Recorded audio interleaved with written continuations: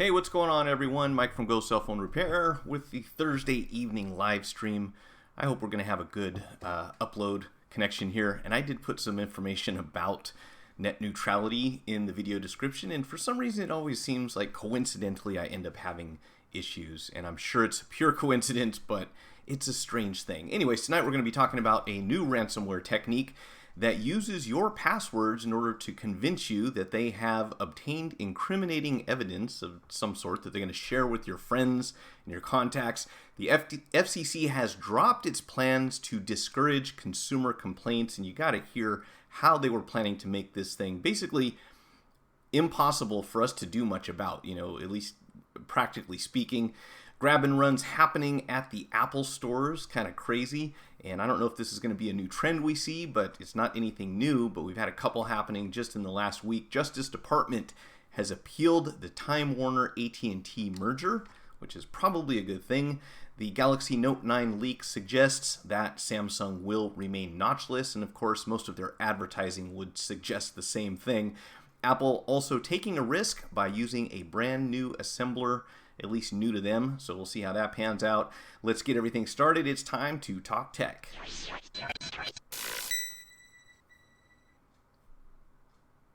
Hey, good to see everyone here, bright and early. Greg M., Nate's Tech Services, and everyone else who's watching. This evening, I want to start off with something that I think people are going to want to know about, and this website is just making things difficult, so I'll try to get their headline. I want you to be able to see what they're saying, and every time you scroll this thing, it goes goofy. Anyways, this is from TechCrunch, and if you're not already familiar with ransomware, a lot of times, traditionally, what will happen is you'll get some sort of virus or malware or whatever you like to call it on your phone or computer, and they will pretty much hijack either the entire system, some or all of your files, your browser, or a number of different things. It basically prevents you from accessing what you want to on your device, and they say, hey, just send us some money and we will take care of this problem for you. And I imagine that there are a number of people that fall for this kind of stuff, and in many cases they've even said that there have been government agencies who said, well, for the small price that it costs to pay off the people who are infecting these computers, it's worthwhile because they need access to their files immediately. And I always wonder, you never hear the end of that story. Like, did they pay the ransom and they got access to their stuff, or do the guys just say thanks, goodbye, and move on to the next victim? So we had it for a while with the FBI virus a couple of years ago. That was a pretty popular one, at least for phones. And they had a similar type that would work on your computer. And they tell you to go down to like Walgreens or Walmart or one of the wall stores and buy these green dot credit cards, which apparently are prepaid, somewhat untraceable, and then send them money. Well, this one, of course, since technology has evolved since then, they are going to ask you to pay them in Bitcoin, which of course makes a lot of sense, and probably one of the arguments against, one of the many arguments against Bitcoin is that people say it could facilitate criminal enterprises or transactions because there's really no way to trace it back to where it's coming from or where it's going, at least not with 100% accuracy. So here is how this new scam works, and what the new twist on this one is that they are going to use some stored passwords that were recovered from security breaches that happened a long time ago to contact you and say, hey, we know what your password is, and they will give you the proof. Here's this password that you've used before, which I would imagine for anyone who's uninformed would get your attention immediately, right? If I said, hey, I know your password, and then I was able to show you that I know your password, you would wonder how I got a hold of that information and what else what else would I have access to if I had your password, which populates, as asterisks when you type it into a screen, or maybe it's saved in your browser or something like that. So what we're doing here, it looks like, let me see if I can find, I lost all my highlights because my whole system crashed. Okay, so here's the letter that they're sending you. I am aware that whatever, X, is your password. You don't know me, and you're thinking why you received this email, right? So obviously a little trouble with the English there, translation. Well, I actually placed a malware on the porn website, and guess what? You visited this website to have fun. You know what I mean. Okay, while you were watching the video, your web browser acted as an RDP, blah, blah, blah. And long story short, they're saying that while the user visited a porn website, which, that should eliminate, I would think, a certain percentage of potential victims, because it would be easy enough for them to say, yeah, I didn't go to any porn site. What are you talking about? But remember, these guys are showing you a password that, if you see this password and you know that it's one of yours, you may think maybe it wasn't me, maybe someone else was on my machine, who knows what, but they've got this information that's kind of convincing, right? And what they're asking for is $1,400. It says, well, I believe $1,400 is a fair price for our little secret. It sounds creepy enough. You'll make the payment via Bitcoin to the below address. And if you don't know this, search how to buy Bitcoin in Google. And then, of course, they have a Bitcoin wallet address that you can send money to. And, difficult to figure out who this Bitcoin wallet belongs to. You have 24 hours to make the payment. Otherwise, they're going to send this split screen video, I guess, of you browsing porn to all of your contacts, relatives, coworkers, and so forth, which you can imagine some people might find potentially damaging for a lot of reasons. So here's the good news, and I want to make sure that we actually have a good stream here, because earlier things were going funny. So here's the good news. Obviously, this is a scam. It's unlikely that they have access to anything that important, and here's why. All three of the recipients who were discussing being victims of this particular malware said that the password that was provided them was close to 10 years old. So again, what they're doing is they're going back and finding these old breaches. I wouldn't even know where it was. I know that Yahoo had a big one. I know that there have been a lot of other platforms that have had their servers hacked and their customers or their users' information compromised, and they've sent out notices. One was even like a dating site, and they said, hey, everybody, change all your passwords, which hopefully you're doing that on a regular basis and you shouldn't have to worry about this. But obviously, if someone sends you a password that you haven't used for 10 years, then you can pretty much say, yeah, good luck. And I always say that if someone claims to have incriminating evidence of some sort, it reminds me of like a kidnapping situation. What's the first thing that you do if someone says, hey, someone that needs money, whether they were kidnapped, there's been an accident, they've been arrested, something like that. This is one of these other scams that they use. They call you up and say, hey, I know your relative, I know that they know you, and they need money, or else, something bad is going to happen. The first thing that goes through my head is, give me some proof. I need to know that what you're saying is true. So when someone says, hey, we have your password and we've got some sort of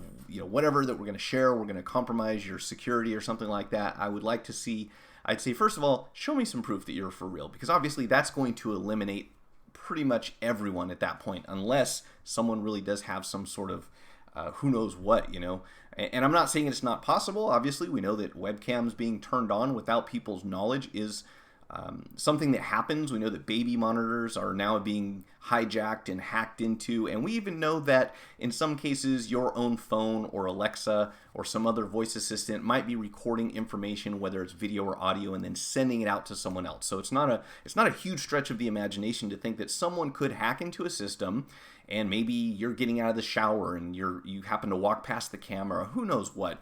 But I would always want to say, okay, show me the proof, and then we can negotiate, right? And you would think that would pretty much send them a message that they need to move on to someone more gullible. But for the most part, you're not going to hopefully take this seriously if you see it happening. But it will be interesting, to see how prolific this becomes, because that was one of the things about the FBI virus. It just blew up. It was everywhere. So many people came into the store saying, my phone's been hijacked, I need to get my stuff on here, I can't get it to start. And of course you could go into safe mode or use a number of other remedies to prevent that, just basically to get the virus off the phone. But for people who aren't really savvy when it comes to this kind of stuff, I would imagine it's so frustrating not to have access to your information or to be threatened with something like this. Or you would think that if they got your password, they may have your credentials for your bank account or something else, who knows what. So that's a new one to watch out for. So, hey, all right, we got Carl Laterno. How's it going?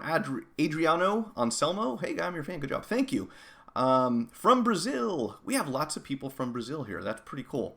Seen this before. Sounds like a Black Mirror episode. Yes, it does. There actually is a Black Mirror episode, very much like this one.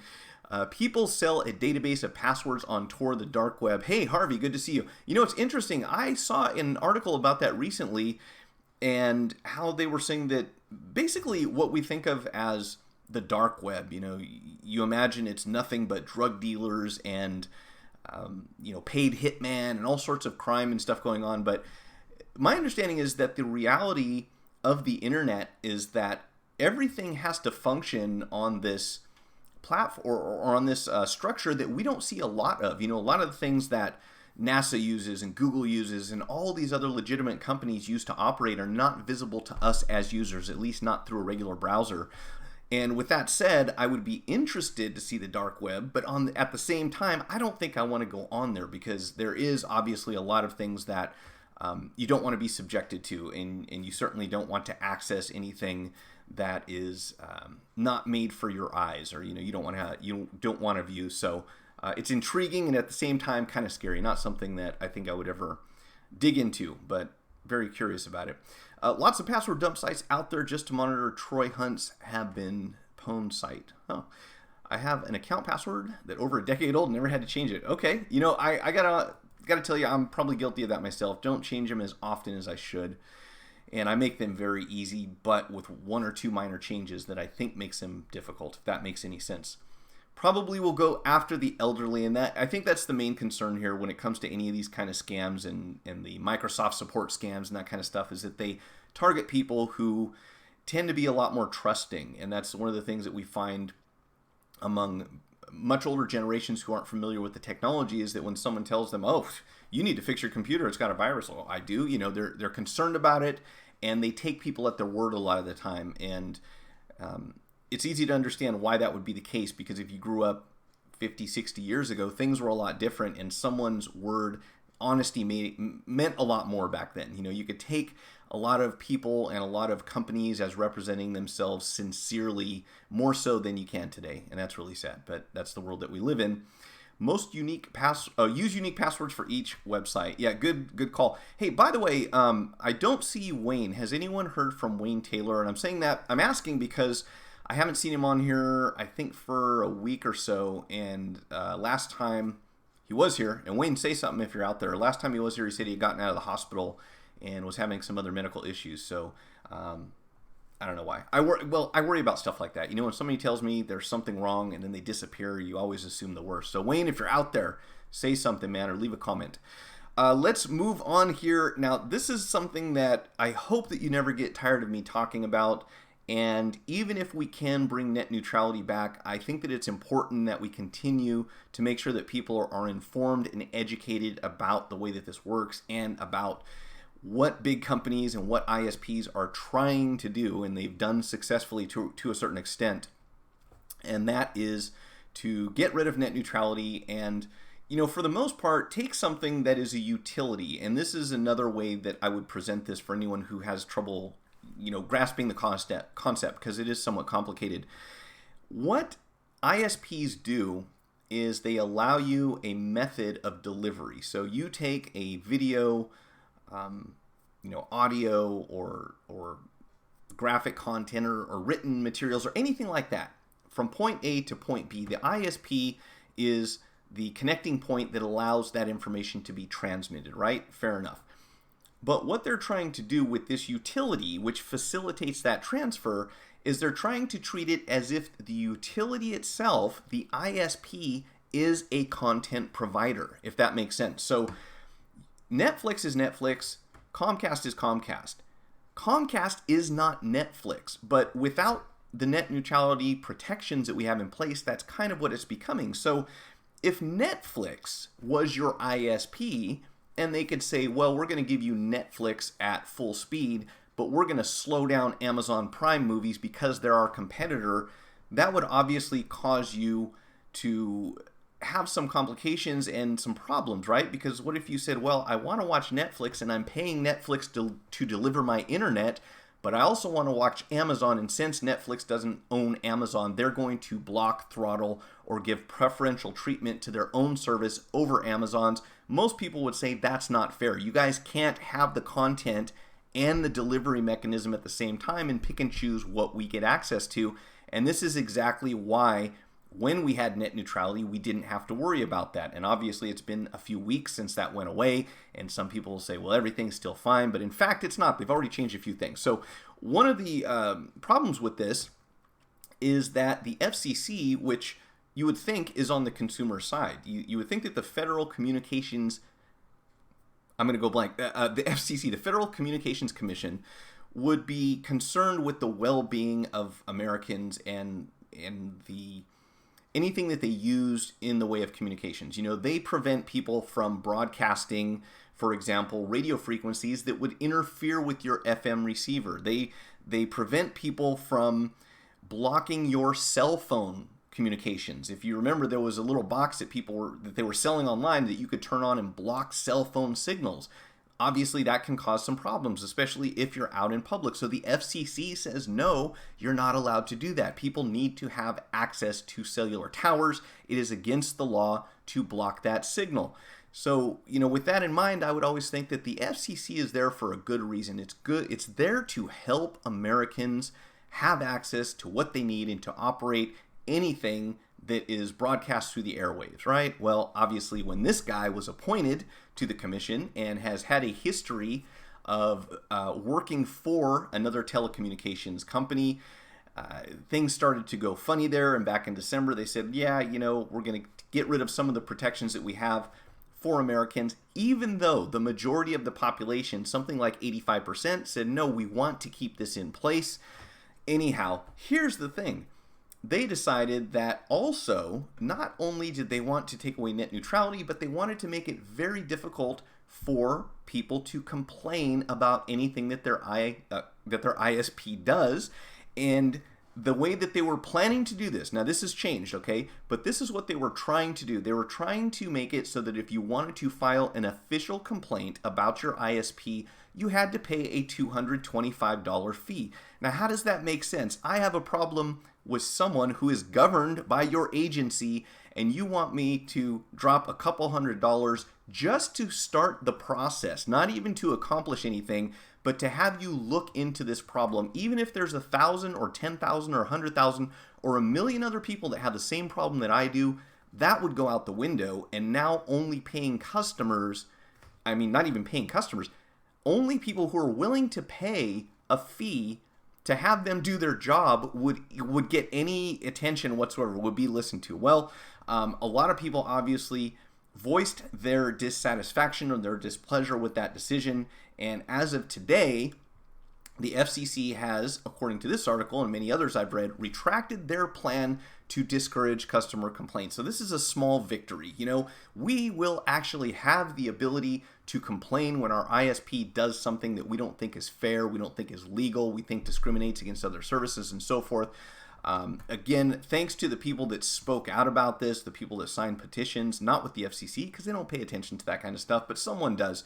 And in particular, there are two politicians that you can thank, and I want to mention their names here because if you happen to live in one of their states, they certainly deserve credit for this. So on Tuesday, Representatives Frank Pallone Jr. from New Jersey and Mike Doyle from Pennsylvania sent a letter to FCC Chair Ajit Pai arguing the proposed changes would direct FCC staff to only pass customers' informal complaints onto the company, etc., and why that was a horrible idea. And somehow they got them to retract this decision. So that, again, a small victory, but going in the right direction for sure. Hey, Wayne Taylor's there. Hey, good to see you, man. I was wondering what happened to you. I need a system like yours. I'm gonna have to see what that is. Yeah, we need to change something about the system because being able to tell people that you're not allowed to complain unless you spend $225, that's ridiculous, right?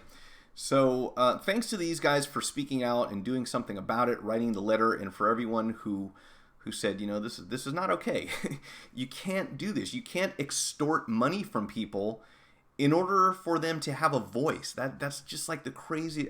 It amazes me that this kind of thing is starting to happen. You know, they're trying to do this in the country that we think of as the land of the free. Just crazy and quite disappointing. But again, I'm glad this didn't happen. But no matter what the outcome is, you know, even if we can get net neutrality back, I believe that we always have to be aware that this is going to be an ongoing process. If a for-profit corporation has enough money to get a law passed to make them more money or to create some sort of monopoly, there's not any reason why they wouldn't want to do that. So we need someone to pay attention and make sure it doesn't happen, because ultimately the consumer is going to be the one who suffers from these types of decisions. And if I have this in the right order, oh, and by the way, I wanted to mention congratulations to India. Yes, India has decided to remain free and fair. The government has approved net neutrality. This is great for them, with a few small exceptions, which I think make a lot of sense. So, if it isn't crazy enough that, overall wealth in India is increasing as we see more and more of the middle class in the United States disappearing and a bigger separation between wealth and poverty, which, who would have foreseen that coming? But that's in fact what's happening. On top of that, India has said, no, we are going to keep the internet free and open as it should be. And the exceptions that they make are this. Under principle of net neutrality, every net user must have equal access to all lawful online content at the same speed and cost, which makes sense, provides a level playing field and equal opportunity to all online players. And this is what the other thing that makes sense here is that if you get into a situation where you need money in order to do something, and the great thing about the internet is that if you have the creativity and you have a product or a service or an idea that people want, you don't have to have this huge budget to make things happen, until we start treating people unfairly and discriminating based on how much money they have and making it inaccessible to people that don't have the resources to come in like a large corporation does. Third of all, sorry, the dog's going to start barking. My bad, guys. I should have closed the door, but it's so hot in here. I couldn't. So the recommendations made along with this prohibit blocking, degrading, slowing down, or granting preferential speeds or treatment to online content. Jeez, I'm going to have to close this door in a second. The exceptions here, if I can find them, because I lost all of my highlights, they have to do with, they have to do with self-driving cars, medical emergencies, or medical information. Here we go. Where'd it go? Sorry, give me 1 second. I need to shut this door.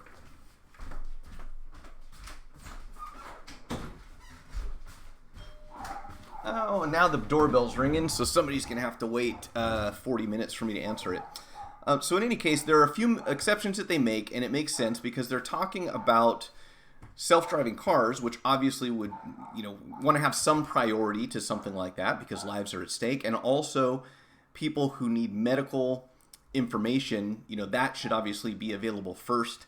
And outside of that, the whole thing kind of makes sense. I think somebody might be locked out. This is awful, but I may have to walk away here for a second. I hate to interrupt a live stream.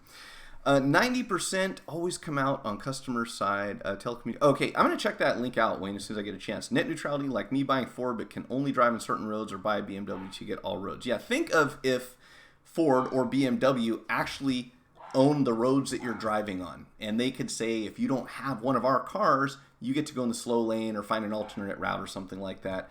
Okay, guys, I'm sorry. I hate to do this, but I've got to step away for a second. The dog's going nuts, so I will be back shortly. If anyone comes on here, I promise I haven't vanished. Let's see if I can find my little deal here. What did I do with it? Okay, I'll be right back.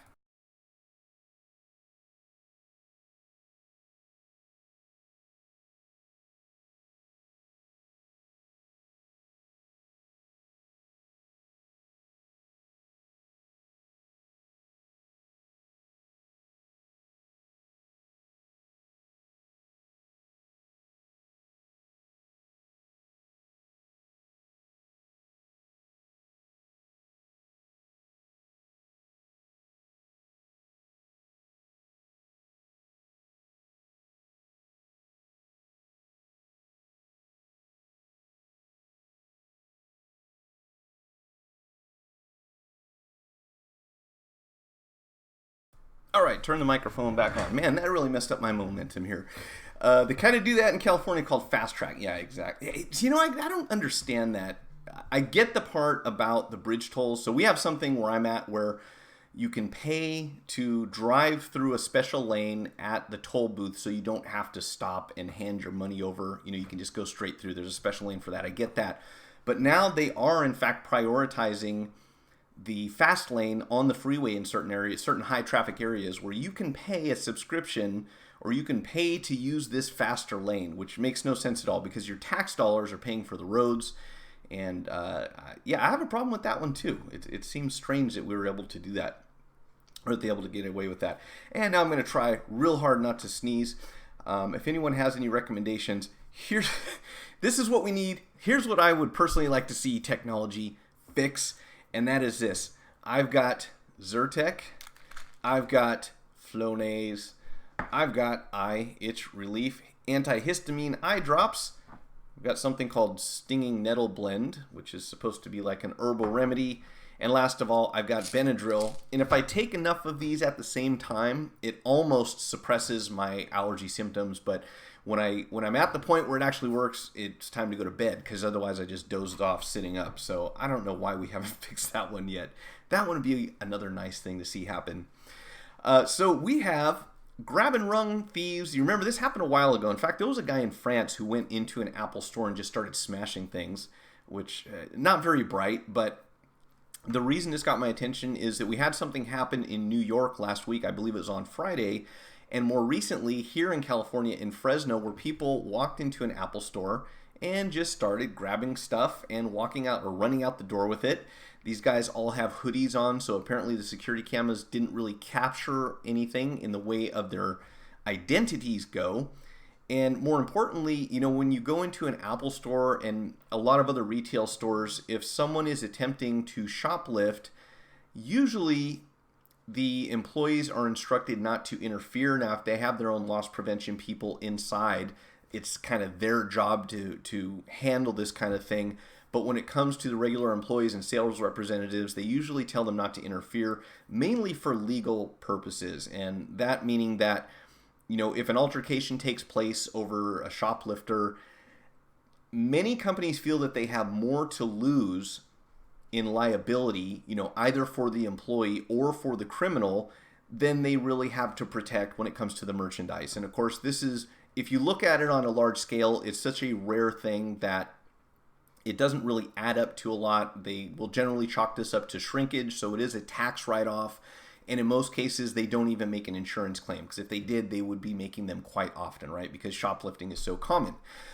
During the grab and run theft on Saturday in Fresno, surveillance video clearly shows the men stacking up at least 8 MacBooks in a few seconds before heading out the door. Now, I can't remember the last time when I was in an Apple store, but I guess these things are not secured onto the tables where they're at. With a 13-inch MacBook Pro starting at $1299, it's a safe bet they got away with over $10,000 in loot. And knowing Fresno, because I used to live very close to that, it's not a big shocker, but I'm wondering if this is not going to be a new trend that we see happening, where people just smash and grab in Apple and, you know, carrier stores and things like that. Apple products are the easiest to secure and lock down. Those thieves are morons. I agree. My drug addict had, but hold on. Jesus, Mike, you're a drug addict, bud. Give up your spray drip addiction. I'm telling you, I hate taking aspirin. I am not, for whatever reasons, I don't like pills. I don't like medicines. I like, you know, even if I have a headache, I will wait to the last resort to even take an Advil. But if I didn't have this stuff, I seriously couldn't sit here and talk through. I wouldn't make it through an hour. There's no way. And it's strange, but of course, I end up living in the part of California that has some of the most severe allergies that there are. I'd love to get off it. You know, there really should be a cure by now, right? Just you get a shot or something and you never have an allergy again. I'm not talking about allergy shots where you have to keep going back, but I haven't been able to fix this. I would like to. So here's the thing about this, and it made me think back to when I used to work in retail way back. There were a couple of companies who did not agree with this whole idea of, you know, liability concerns first and merchandise second. And I think it's okay for me to name them. So I used to work at a company called Ross Dress for Less. It was a clothing store.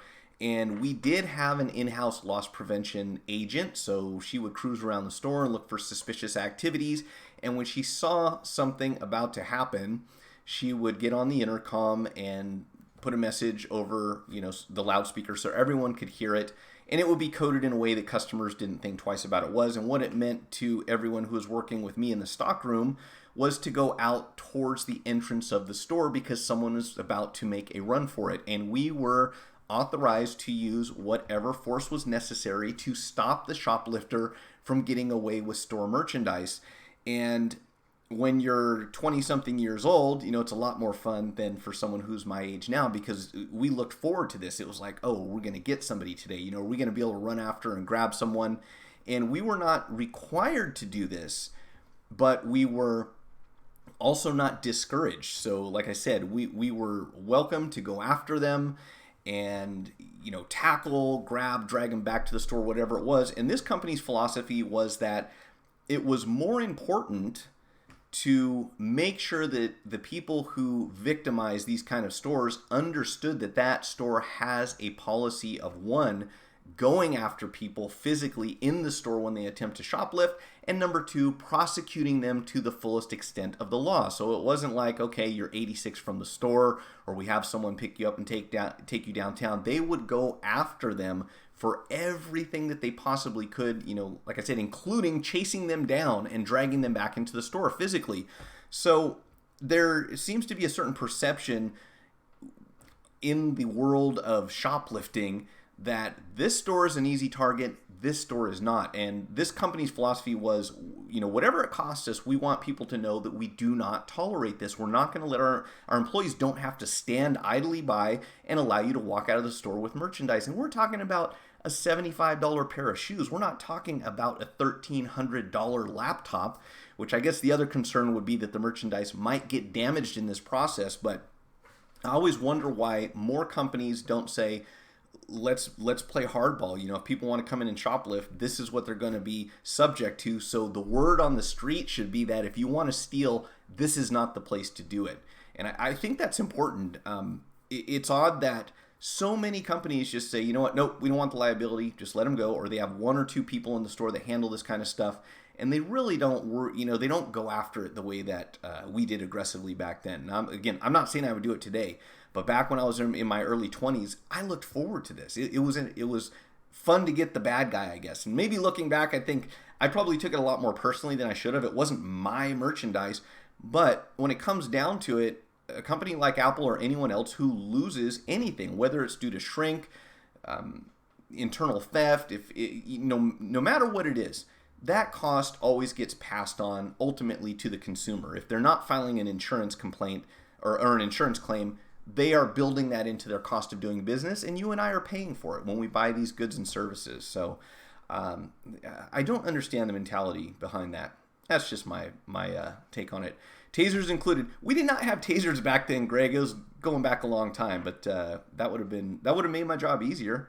I chased a guy. I never realized that how far I could run until I chased a guy probably a good quarter of a mile, like sprinting, going through traffic and stuff. It was crazy. I'm kind of surprised that they let us do it, but at the same time, it was fun. Let's see. Easy to solve crimes. Yeah, easy crime to solve? Crimes will be from local mental hospital. Have to be to steal anything from Apple. Well, and that question was brought up later in the article. What are you going to do with this stuff? Because obviously you would assume they have cloud information put onto this equipment so that people can go out and activate it and use it or sell it. And probably what happens is, one, it gets stripped for parts, because those screens are always going to cost money. Everything that's built into any of that particular device, you can use it for something. You can sell it on Craigslist or somewhere, or they will sell it to an unsuspecting victim who doesn't know that it's stolen, and that person ends up going back to Apple and saying, hey, why isn't this working? And they say, because it's stolen merchandise, probably thank you for bringing it back, and then they're out the money. And I would assume that's probably what's going to happen with this stuff. Take the waterless Claritin tablets. They work almost instantly. I will try that, Harvey. I've taken the regular Claritin tablets, and somehow I developed an immunity to that. Allegra, Claritin, and Seldane, I think it was. They worked for about a week, and then they stopped, and I don't know why. Hey, what's going on, Johnny? Good to see you. I think that's why there's no Apple stores in Compton. Maybe. Maybe so. All right. The Justice Department appeals Time Warner AT&T merger approval. So you probably already heard about this. AT&T wants to acquire or merge with Time Warner so that they can compete with some other companies.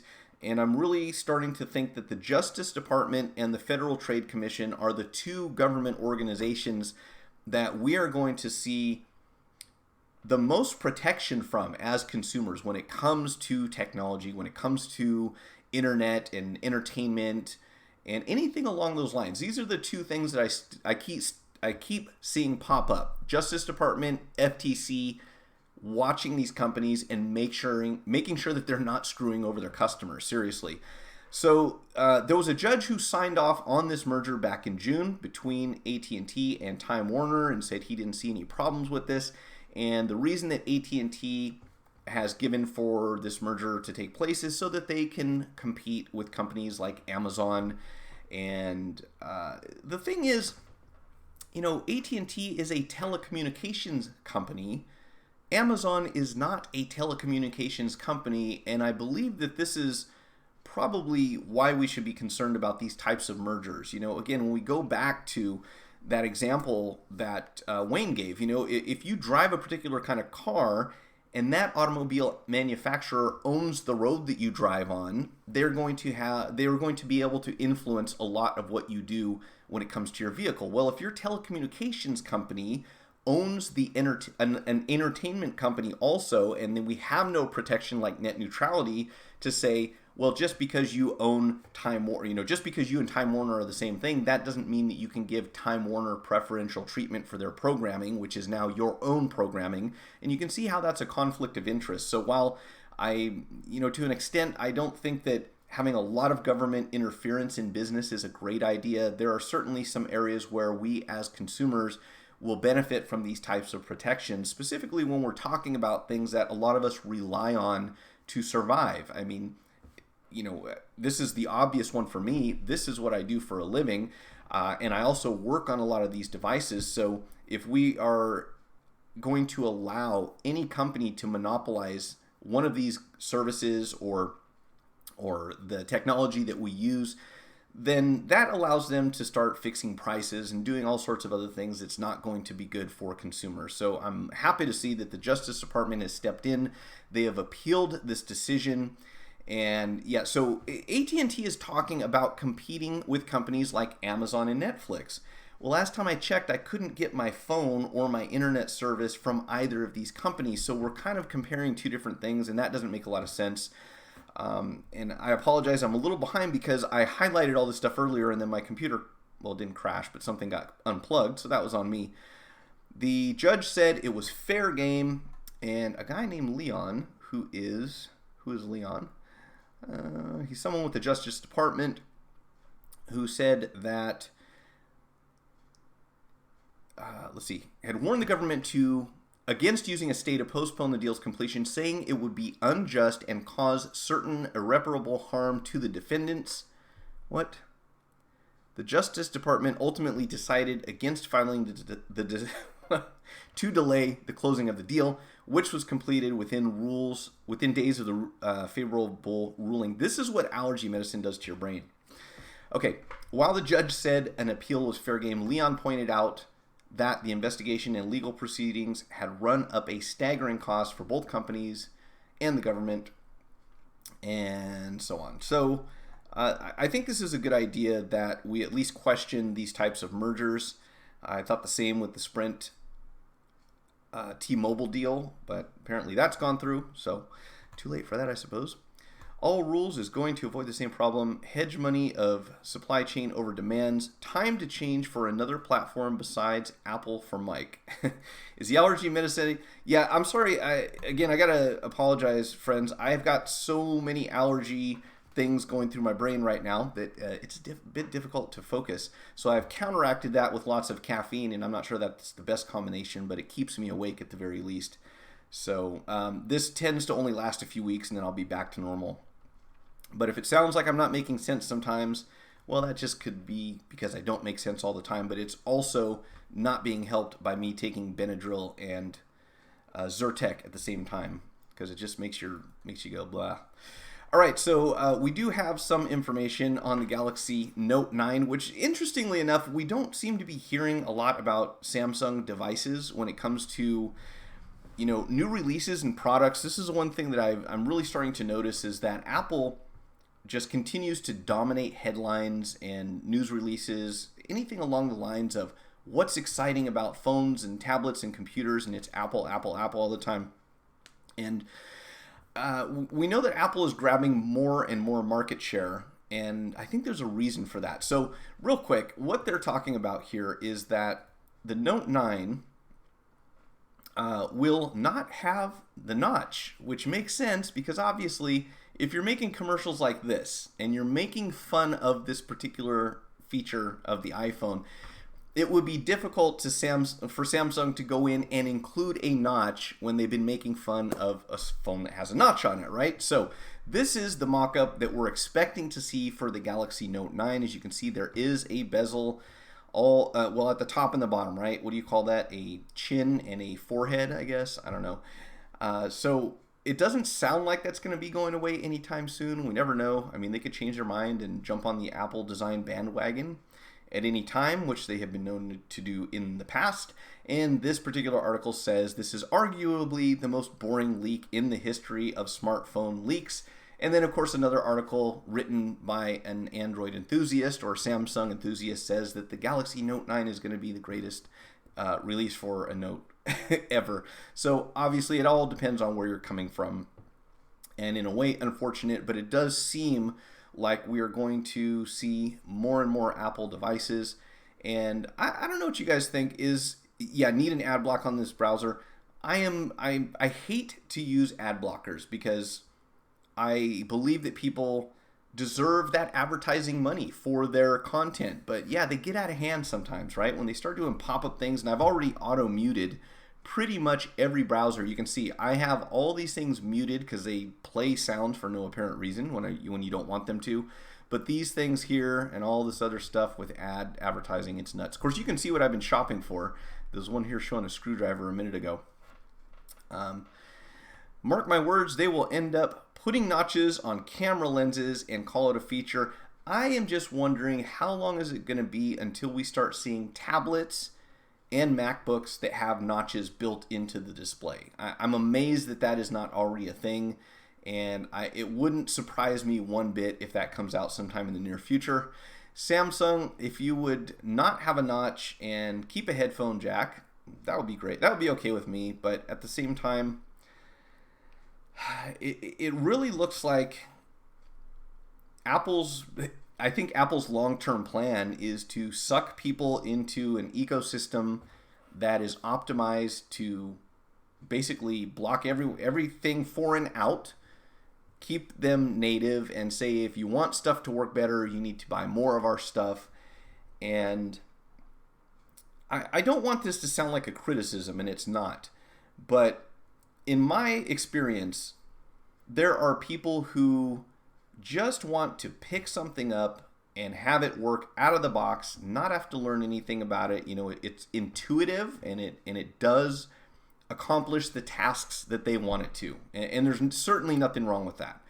And there are other people who like to customize and tweak and change things and root their phone and do all sorts of things that you don't get right out of the box and probably takes, requires a little more in the way of mental processing effort. Okay, so I'm not saying that anyone's smarter than anyone else. I think that people just have their preferences as to whether they want something to work out of the box or whether they rather to customize it for themselves. And I believe that first option is the majority of the people probably in the world, certainly in North America. So it would make sense, and I give Apple credit for coming up with a product that you can just hand to pretty much almost anyone, and it's intuitive, and it works the way that they want it to, and there's not a huge learning curve behind a lot of it, although there is more now, more so than before. So to see Apple grabbing an increased percentage of the market share, not a big shocker. Kind of unfortunate. I really prefer to see competition across the board. I'd love to see a third operating system that we could choose, not just choice A and choice B, because mainly because Apple's ecosystem is hardware and operating system wrapped into one. To me, that's the unfortunate part. How great would it be if you could get a Galaxy Note 9 with iOS built into it? Or you could get an iPhone 8 with Android on it. To me, that would be the ultimate. Be able to choose your equipment and your operating system. And that's the main issue that I have with Apple, is that if I like the form factor and the design and the functionality of the phone, I'd still love to be able to put an operating system that I prefer on it over iOS. But that's just me. However, I think the majority of people will gravitate towards Apple's operating system now that it's stable, now that it works, now that they're doing so much more with their tablets and laptops. The only prohibitive factor really being the cost involved, because you get so much more if you're buying a Windows computer as opposed to an Apple computer. You really have to spend a lot more money with Apple to get the same equipment, to get the same performance. So I think that's the one thing, which is why I want to segue into this next article in a minute, that is going to be a challenge for Apple's growth, because at a certain point you will have, whatever the percentage of the population is that prefers iOS, they're going to have an iPhone. So now what do you sell them, right? Besides things on the back end there. Let's see. I can always whitelist my preferred content provider. You know what? I'm going to do that, Johnny. I just haven't taken the time to. And if anyone has a recommendation for adware that will block, there are websites that know that you have an ad blocker and they will block their content based on that. So I'm looking for an ad blocker that will not be blocked by certain websites that know it's an ongoing battle. But if you have recommendations, I want to check it out. Apple is trying to sell you a bottled water and convince you it is better than tap water or the natural stuff. That's a fair statement. Kind of the Fiji water or Evian water. They're the same H2O with the added minerals for taste. I don't know what it is, but I certainly don't have a taste for Evian for some reason. I do prefer bottled water over anything that's heavily chlorinated, but for some reason, Evian has a strange taste to it. Welcome to the GNU paradigm, Mike. Unblock Origin in Chrome. Okay, I'm going to check that out because I need something, because, yeah, it's getting out of hand. All right, so last here on the list, and then if we have time, there's going to be a couple other things I want to talk about, but I don't know if we'll make it through. iPhone leak highlight. Let's try that again. New iPhone leak highlights Apple's risky decision. Sorry, I have to check this message. I may have locked someone out of the house just now. So let's see what's going on. Okay. Yeah, so I think that my girlfriend was coming in. The dog went crazy because she forgot about my live stream. She's got to put it on her calendar. So here, what is Apple's big risky decision? Apple has decided to start assembling some of their handsets outside of Foxconn, which, as we know, assembles things for lots of technology companies. And they are looking at another one called Wistron. If you don't remember, I actually talked about this quite a ways back. I think it was at least 6 months or so that they had been talking about making this happen. And it sounds like they're going to enter into a partnership with this other company in Taiwan to assemble iPhones. Now, why is this risky? Well, here's the thing. As I mentioned just a minute ago, once you've saturated the market, you've got to figure out a way to either incentivize your customers to upgrade, which, if we look at iPhones, occasionally we see a major change in the form factor, but a lot of times we see the same thing generally 2 years in a row. So if you could get people to buy a new device every year instead of every 2 years, you could, theoretically double your profits in that area, right? So in order to do that, what's the incentive? What can you do to get people to buy more often? And one of the ideas here is that you can lower your manufacturing costs by encouraging competition for your business. And this is what it looks like Apple wants to do, is to bring in Wistron for manufacturing in addition to Foxconn, to get these two companies to sort of compete with each other. So if this new one comes in and says, hey, we can make this iPhone, we can put your iPhone 10 Plus or whatever together for less than Foxconn does, that would put some pressure on Foxconn to be more competitive. And at the end of the day, if Apple can get these things at a lower cost, they can sell more, or they can lower their own price point and hopefully incentivize their customers to update or upgrade sooner, right? Well, what's the risk that comes along with that? as you start cutting costs, however it is, however creative you want to be, either company here is going to say, how do we do this cheaper? How do we get this phone put together for less money? And you can see the potential problem there. And I am legitimately concerned for Apple's quality control, because when you do this and add into the mix, we're also hearing that Apple is going to be using LG to manufacture OLED displays in addition to Samsung, who they have traditionally been buying from in the past. The idea being that if they have another option for for OLED manufacturing, then that will put some pressure on Samsung and make Apple less dependent on them for their displays.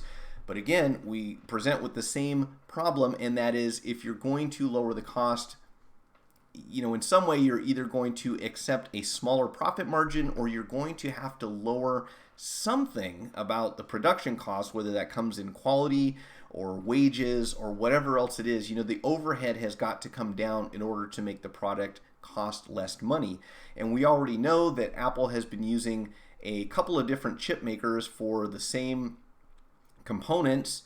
They had Qualcomm and Intel for their processors, and we've seen some issues in the past when it comes to, I want to say, baseband ICs that are made by two different companies, to the extent that eventually we had to look up the serial numbers on the phones to figure out who they came from, and in order to make an informed buying decision. And I don't know, what does the future look like? Do you walk into an Apple store and say, well, I want the iPhone that was made at Foxconn and not the one that was made at Wistron, or vice versa? I do not believe that that would ever be an option. It wouldn't make a lot of sense for Apple to say, well, do you want the phone that we've been buying? Do you want a phone assembled by someone who's been making iPhones from day one? Or do you want to try this iPhone that we just got off, from this new company that we just started doing business with? And most people would probably say, I think I'm going to go with the one that has a proven track record for this particular product, right?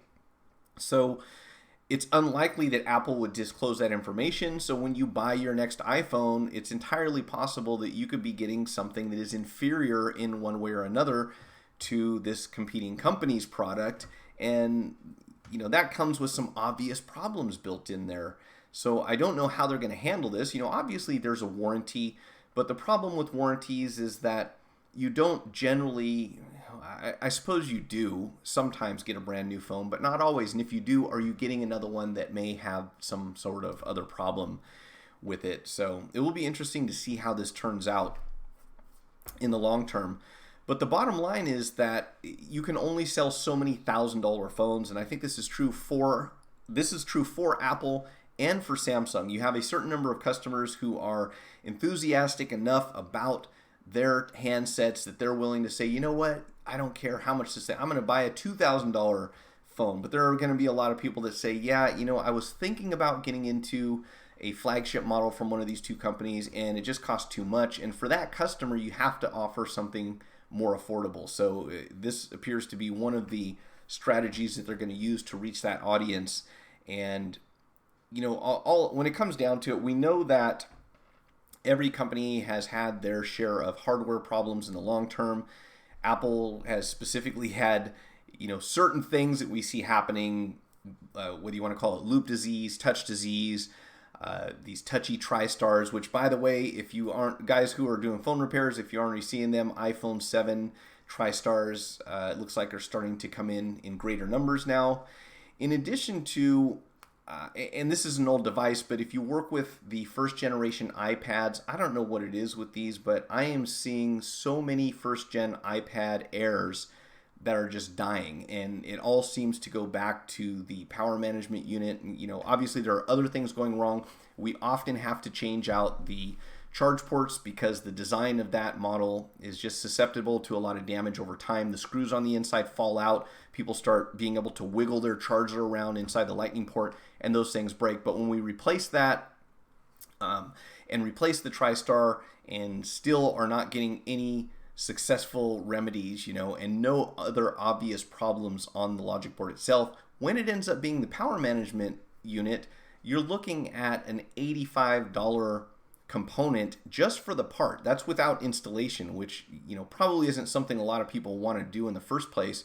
So on a device that old, it's not practical a lot of times to repair, which is unfortunate because obviously if you bought a first gen iPad Air, it cost you a lot of money way back when. I realize it's been out for several years, but it's almost as if they sort of self-destruct right about now. So I guess word of advice would probably be if you're ever thinking about buying a used Apple product, I would probably not spend a whole lot of money on a first generation iPad Air because it seems like they have reached their end of life at this point.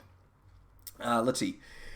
AdBlock Plus for Firefox or Chrome. Okay, guys, I'm going to take notes of these because I've got to do something with this ad blocking stuff. So let me put this on a, where's my note at? Let me put this on a note real quick so I don't forget it, because what I do is when I edit the video, all the chat stuff, actually the chat stuff will still be in the window, but I'm still going to save that. Okay, and where did my chat log go? Here we go. The major OEM for smartphones are Foxconn and Pegatron. Thank you, I forgot about Pegatron. Any other player cannot compete in volume or cost effectiveness. If they can make it cheaper, that means less screws and a lot of glue and adhesives. Man, and you're probably right, and I want to think not, but that's probably the case. Apple will deny there are any issues for a couple of years, then they will fess up like they normally do, and that's an unfortunate thing. We're fortunate. It's a good thing, I guess, that Samsung had to say, yes, there's a problem with the Galaxy Note 7 batteries. They are catching on fire, and they had to do a recall, right?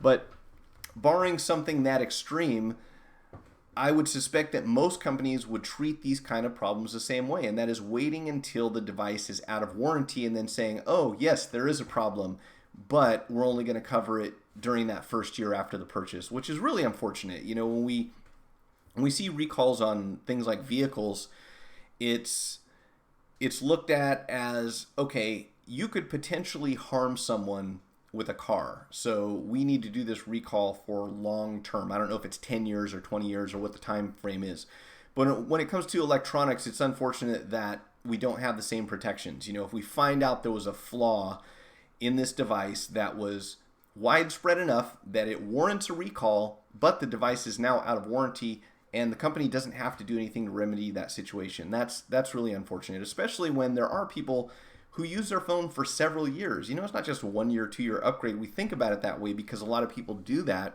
but there are plenty of customers out there, and there are plenty of other countries who don't live in the disposable society that we do, who are still able to use phones that are 3, 4, 5 years old easily. So it's too bad we don't have a little more protection for consumers in that department. There is no way in bleeping heck I would spend $1,000+ for a cell phone. I second that statement. There are quite a few people who will, though, however. Programmed obsolescency.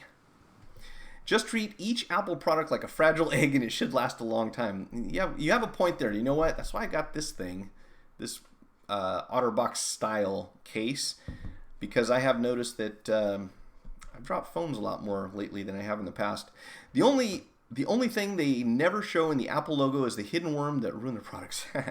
Yeah, and it seems that way. All right, friends, I've got 2 minutes left, so I'm about to log off. Anything else we need to talk about? I think that in the future, I'd like to not only have an outline of stuff that I think that people are interested in. If you guys want to submit some topics, even during the stream, I'm happy to go onto Google and look it up and act like I know what I'm talking about when it comes to that, because in many cases I don't know. But once in a while, somebody brings something up in the chat. In fact, I'd say a lot of times it's other articles that I'm reading about, because I'm constantly reading tech articles. So, for next Monday and next Thursday, if you guys have something that you think is of particular interest, feel free to tweet me, shoot me a message on YouTube. Is that what this is called? YouTube? You see, I'm about to fall asleep here.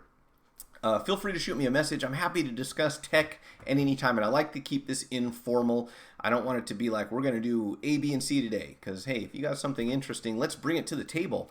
Personally, going back to Samsung soon. Nate, why? Why are you going back to Samsung? I'm curious, just curious to hear what's driving you there. Hope you get better soon. Thank you, Johnny. I will. Yes, summer's almost. It's weird. I was great from.